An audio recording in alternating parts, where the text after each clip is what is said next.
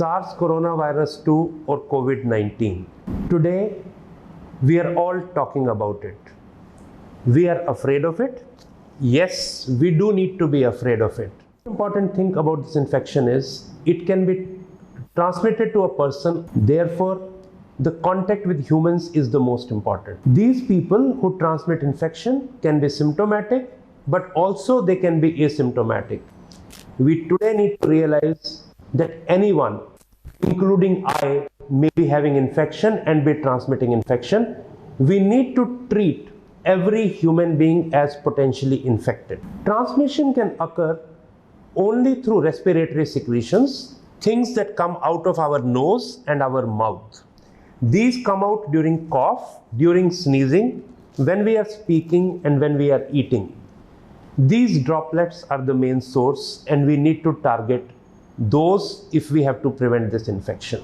There are three important things for preventing this infection: limited contact with human beings, universal distancing, and universal use of mask.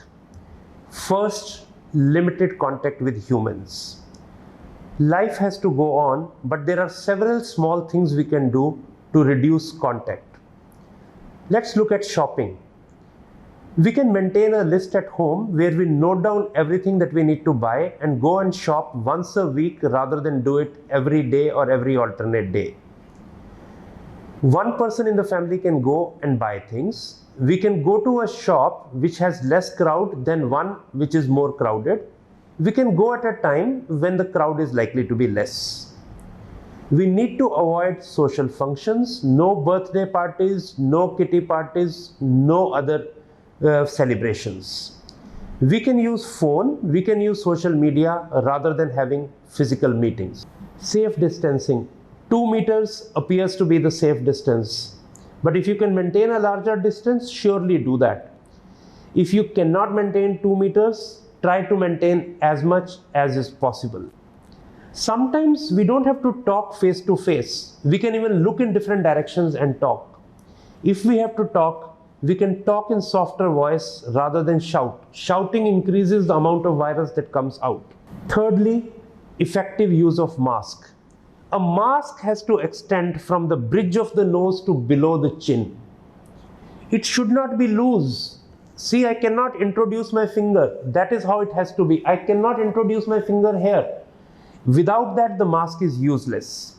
Nose has to be covered, mouth has to be covered, chin has to be covered.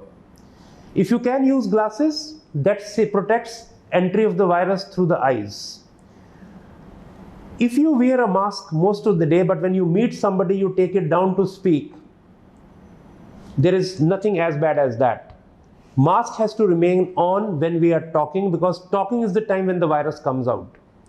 Don't eat as a group. Don't 2 or 3 of you sit at work together and eat, because when we eat, mask comes down and that is the time when saliva comes out. And finally, if somebody, 2 more messages.